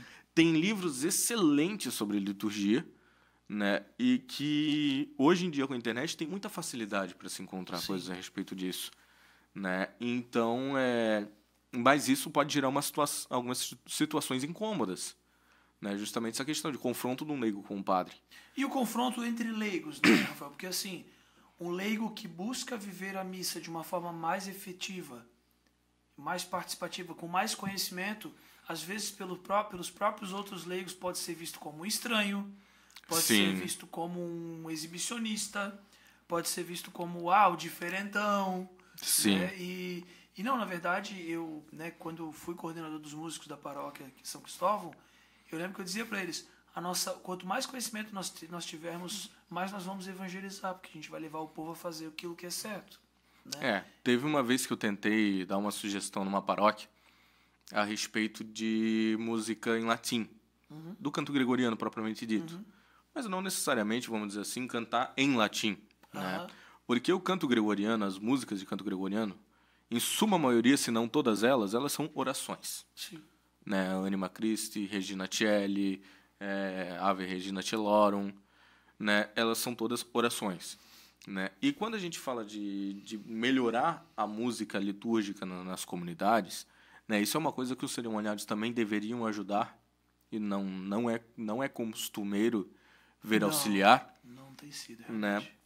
Né? Quanto à questão disso também. Porque o cerimoniário, enquanto ele tem que organizar todas as questões da Santa Missa, ele tem que estar auxiliando também próximo à questão das músicas. Tá em unidade, né? Exatamente. Então, tanto no auxílio ali da questão do salmo, tanto quanto em coordenar os momentos em que vão ser cantados ou não vão. Né? Às vezes, uma missa sem música é muito melhor do que uma missa com música. Se a música for inadequada, faz em silêncio. Né? O próprio Padre Éder, ele tem muitas vezes em que a gente está lá preparado para cantar todas as partes da missa, aí ele simplesmente diz, o Glória hoje será rezado. Né? Enfim, até para o povo ter o conhecimento de que o Glória é uma oração. Sim, o santo, né? Interessante fazer isso. O ato penitencial, muitos e tudo não propriamente dito. Muitos não conhecem as formas do ato penitencial. Exatamente. Acham que o ato penitencial é só aquela música tal. Exatamente. Né? Exatamente. Esses dias ainda estava comentando que o pessoal falou, o Data Show falhou bem na hora do canto do Glória. Eu falei, meu Deus do céu. Pois é, ter o canto do Glória no Data Show já é... Não, exatamente. O simples fato de precisar de... não sabe cantar o Glória. Não, uma vez que eu achei absurdo, foi uma vez que uma senhora estava comentando a respeito disso, mas ela falou ainda a respeito da oração do santo, dos santos. Cara, é uma parte fixa da missa, velho. Toda missa né? é a mesma letra. Não muda. Nunca vai mudar. Só vai mudar se fizerem outra missa. E periga de continuar o mesmo. Então, poxa, alguém reclamar porque não tinha letra, olha, francamente, né? Não. Mas, enfim. Aí nós vamos para um campo aí interminável, né? Exatamente. Aí o que acontece? A gente tem que... É uma função até importante dos cerimoniários estarem auxiliando as pessoas nisso, né? Vamos supor, numa missa mariana, às vezes o cerimoniário pode sugerir um canto. Né? Às vezes tem um canto que não vai ser tão legal ali pro final da missa. Sugere cantar uma Ave Maria. A Ave Maria tem tantas questões, tantas versões bonitas, tem aquelas mais clássicas, mais bonitas, como Schubert, por exemplo, mas tem outras versões assim em português que também são belíssimas, Claro. né? E até o cerimoniário gerar esse auxílio para o povo, né? Como Exatamente. Inclinai-vos para a bênção, que às vezes Exatamente. o diácono não está, né? O cerimoniário tem para auxiliar. Enfim, eu acredito que o povo também precisa ter um pouquinho mais de curiosidade e desejo de conhecer Sim. mais a sua fé. Estar próximo, eu conheço. A questão é simples, a gente tem que amar a Deus. A gente vai amar a Deus amando a igreja. Um dos vertentes é amando a igreja. E para amar a igreja, a gente precisa aprender Conhecer. e amar a Santa Missa. E como é que a gente vai amar uma coisa que a gente não conhece? É isso mesmo. Né? Então a gente tem que ter essa curiosidade, esse entendimento do porquê. Né? O que mais tem no YouTube hoje é padre explicando ponto a ponto a Santa Missa. Sim. O que mais tem, seja da forma na forma ordinária, na forma extraordinária, né? Tem padre explicando fora a fora. Desejo, né? Padre Paulo Ricardo já fez vídeo explicando. O padre Marcelo Rossi já fez vídeo explicando. O padre Fábio de Mello já fez vídeo explicando. Os famosos, o Frei né? Gilson já fez vídeo explicando. Tem entrevistas inteiras. Deu uma entrevista que o padre Fábio de Mello fala a respeito disso no programa do Danilo Gentili. E tu disse que tu não consegue estudar a respeito disso, cara? Poxa. Não, é quase descabido. Porque a gente fica num loop eterno, assim, ó, onde o povo faz coisas que, por exemplo, né? Vamos lá. A oração do Pai Nosso com o Amém no final que não tem na missa. Exatamente. Aí, beleza. Quando o padre... mas eu rezo com Amém em casa, entendeu? Aí o padre que, por exemplo, aqui na paróquia teve um tempo que o padre, no final, ele dizia assim, quem vai comungar permaneça em pé, etc, etc. Foi o padre sair e o próximo padre não falar que o povo já voltou a sentar. Senhor Jesus Cristo, que dissesse aos vossos apóstolos, o povo sabe que que é o padre que reza.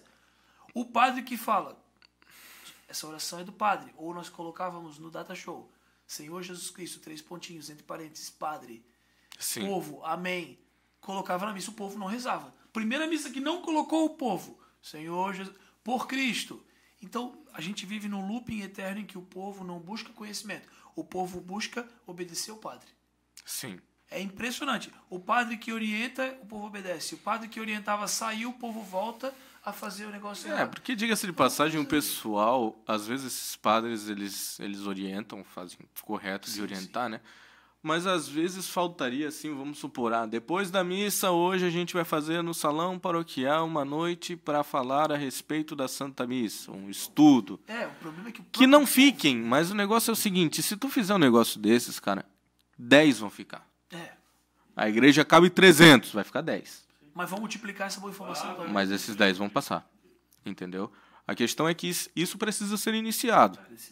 Né? A gente, hoje em dia, eu conheço pessoas, né, que se reúnem ordinariamente, fazem grupos de estudo de doutrina, né?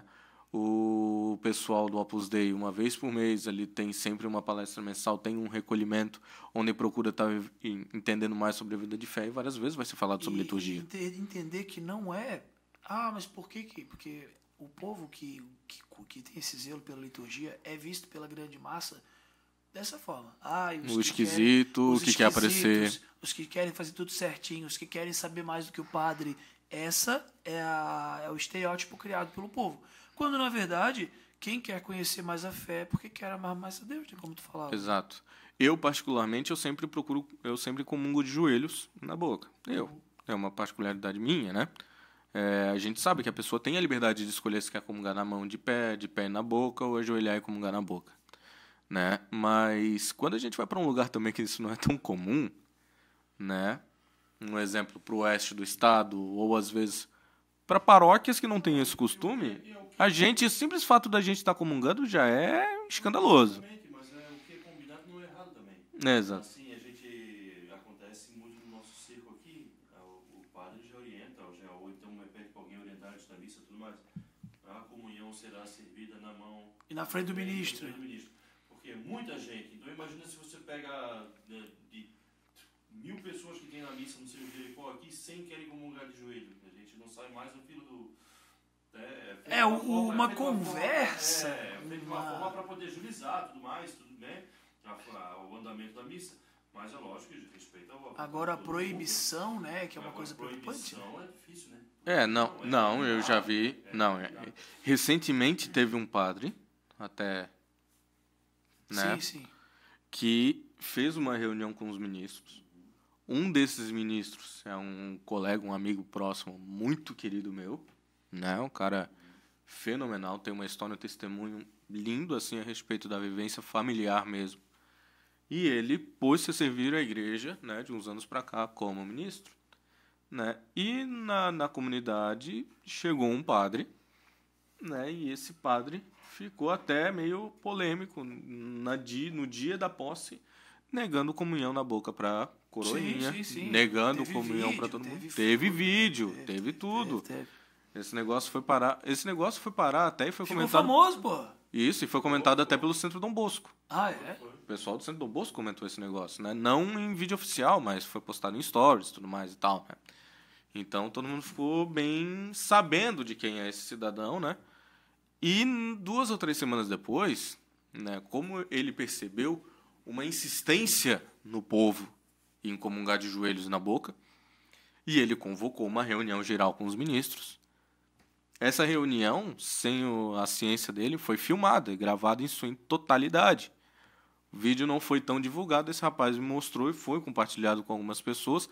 Foi levado até o vigário forâneo dele, né, que foi levado ao bispo isso, não sei em que pé tá, né, mas é onde ele fala claramente, se a pessoa se ajoelhar, tu não dá. Se ela forçar, tu induz a se levantar. Coloca Se ela a no chão pra ver se lambe o chão. Exatamente. Teve essa frase? Teve essa frase.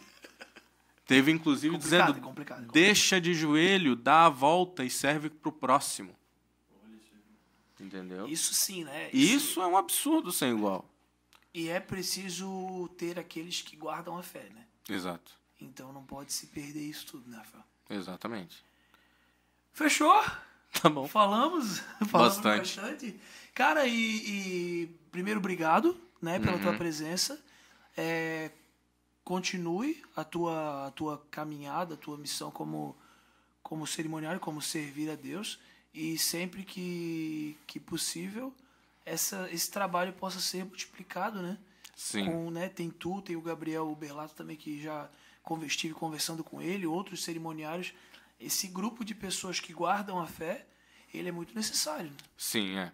A questão de guardar a fé ela é uma obrigação a todos nós, né? E para guardar a fé a gente tem que conhecer e estudar sempre a fé.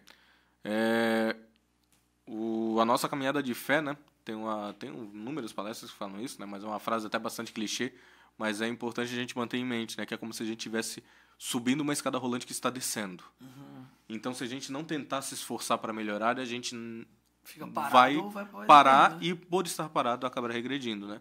O padre Paulo Ricardo, numa palestra, ele estava falando, se você não faz nada e não se esforça para ir para o céu, tenha certeza que seu lugar no inferno está garantido. Né? Inclusive, isso se dá tanto na tua vida de oração, quanto na tua vida profissional, quanto nos teus serviços a Deus que tu faz, né? Então a gente tem que estar sempre tentando se aprimorar, né? Buscar o conhecimento, e com o serviço a Deus isso é de suma importância. Necessário. Sumamente necessário. Porque são poucos que estão servindo a Deus, e muitos dos que estão servindo não estão servindo de forma adequada. Sim. Por falta de instrução, por falta de competência, né? Não por sua culpa, mas porque às vezes eles não tiveram acesso ao que é necessário. Sim, ótimo. Obrigado, muito obrigado. Obrigado também a todos que estiveram conosco. Nós, com a entrevista hoje com o Rafael, nós estamos concluindo a nossa primeira temporada do nosso podcast. Foram 21, mas foram 20 convidados oficiais aqui no nosso podcast. Nós vamos retomar em breve com um novo espaço, com novos convidados e com tudo mais que nós temos aí pela frente. Mas, acima de tudo, nós queremos continuar com vocês que estão conosco. Vão continuar tendo muitos cortes nas próximas semanas, todos os dias ao meio-dia, aqui no YouTube e no Instagram. E nós também teremos outros materiais rodando. E a segunda temporada de entrevistas do nosso podcast vai acontecer em breve também. E nós vamos divulgar e você não vai perder. Então, nesse período de hiato, assista os outros que você, de repente, não assistiu ainda. E os cortes também, esteja junto conosco. É importante comentar também de sempre a questão do compartilhamento, né? É. Tá reforçando isso o tempo todo, porque essa conversa, esse bate-papo, às vezes pode gerar nas pessoas certas curiosidades, É verdade. de conhecer certas coisas, né? De conhecer um pouco mais sobre a igreja. Às vezes a gente conhece uma dimensão da igreja que não tínhamos contato, e isso é sempre importante. E também a gente está partilhando, né, coisas a respeito da nossa fé. Isso mesmo. A gente compartilha tanto meme com todo mundo no Instagram, a gente pode compartilhar um corte de um podcast católico. É verdade. Então vamos divulgar, compartilhar, curtir as publicações, escrever no canal, divulgar para as pessoas, porque com isso a gente só tem a crescer. É um trabalho supostamente novo, pequeno, mas que tem dado muito, muito fruto com a graça de Deus. Então, como eu falava, fique com os cortes, fique com novos materiais que nós vamos lançar em breve, meditação da liturgia diária que nós já estamos preparando e outras coisas mais. Mas, acima de tudo, em breve nós teremos mais convidados bem especiais também para estar conosco aqui. Tá bom? Deus te abençoe e até o nosso próximo encontro.